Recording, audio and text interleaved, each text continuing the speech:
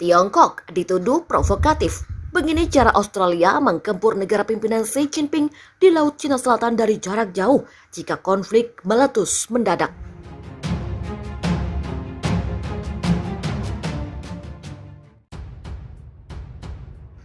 Menurut hukum internasional, perairan teritorial mengacu pada wilayah laut yang berbatasan langsung dengan pantai suatu negara tertentu dan tunduk pada yurisdiksi negara tersebut.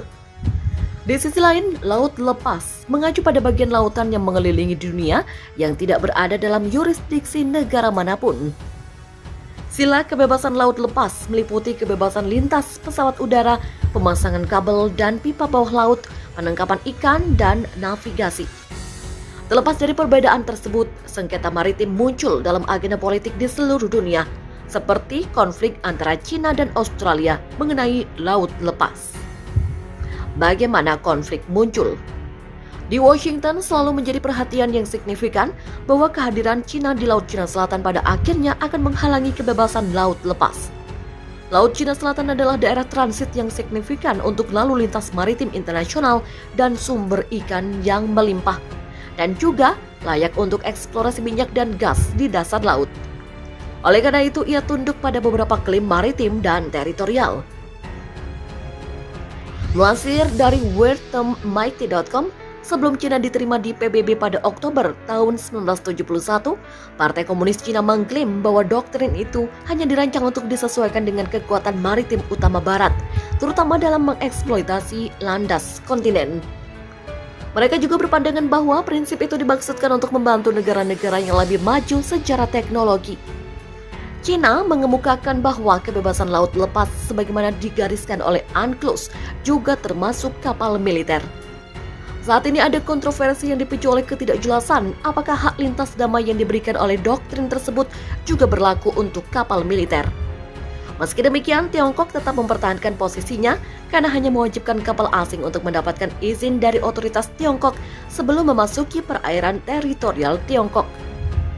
Kegagalan untuk melakukannya akan memicu militer Cina untuk mengambil alih untuk menghalau atau menghukum para penjajah. Baru-baru ini sebuah kapal Cina melintasi perairan internasional yang bukan bagian dari laut teritorial Australia. Menurut politisi dan media Australia, kapal Cina itu melakukan pengawasan terhadap latihan perang Talisman Sabre, latihan antara pasukan Australia dan Amerika Serikat. Pada 2017 dan 2019, kapal-kapal Cina terlihat di perairan internasional dekat pantai Queensland saat latihan Talisman Sabre sedang dilakukan. Menurut politisi Australia, tindakan Cina itu tidak ramah karena provokatif. Selain itu, mereka menuduh Cina merusak Australia di banyak sektor, termasuk seberapa dekat Australia dengan Amerika Serikat, afiliasi, dan ekspor. Australia telah menandatangani Fakta AUKUS, di mana secara teknis negara telah memihak Amerika Serikat atas Cina. Aliansi AUKUS terdiri dari kesepakatan keamanan dengan Inggris dan Amerika Serikat untuk memanfaatkan Australia atas pertahanan militernya yang signifikan. Fakta AUKUS akan memberi Australia akses ke rudal jarak jauh dan kapal selam bertenaga nuklir dari teknologi Amerika Serikat. Karena itu, jika konflik muncul, Australia akan memiliki kapasitas untuk menyergap lawannya dari jarak jauh. Ketegangan di kawasan Laut Cina Selatan belum mereda. Cina yang berseteru dengan aliansi Amerika, Australia, Inggris, dan Amerika Serikat kini mengintensifkan patroli di Laut Cina Selatan atau LCS. Bahkan kabarnya kapal milik Cina mulai dari kapal Coast Guard hingga kapal perang berkeliaran di wilayah zona ekonomi eksklusif atau ZEE Indonesia, tepatnya di Laut Natuna Utara. Bahkan kehadiran kapal-kapal Cina tersebut membuat takut nelayan Indonesia untuk melaut. Aliansi Amerika Serikat, yakni Australia, Inggris, Amerika Serikat, kemarin mengumumkan perjanjian baru bidang pertahanan bernama AUKUS, yang program pertamanya menyiapkan armada kapal selam nuklir untuk Australia. Para pengamat menyebut AUKUS dirancang untuk menghadapi dominasi Cina di kawasan ini. Cina sendiri telah menutup setiap celah dari keunggulan militer Amerika Serikat sedemikian rupa sehingga Laksamana Philip Davidson dari Amerika Serikat menyebut Cina bisa secara paksa mengubah status quo. China telah berinvestasi dalam kemampuan rudal jelajah dan balistik anti kapal untuk melawan kekuatan Angkatan Laut Amerika Serikat. Ini adalah strategi yang dikenal sebagai penolakan anti-akses area atau A2AD. Bagi Beijing, hal ini merupakan pencapaian tujuan yang telah mereka sampaikan, yaitu memenangkan peperangan regional. Pentagon menggambarkan strategi A2AD China sebagai sarana untuk menghalangi atau, jika diperlukan, mengalahkan intervensi pihak ketiga terhadap serangan berskala besar dari Tentara Pembebasan Rakyat China. China bahkan memiliki rencana yang disebut sebagai Pearl Harbor, ruang angkasa, merujuk ke serangan Jepang di Hawaii dalam Perang Dunia Kedua. China bisa meluncurkan serangan mendadak untuk menghancurkan satelit Amerika Serikat dan melumpuhkan militer negara itu.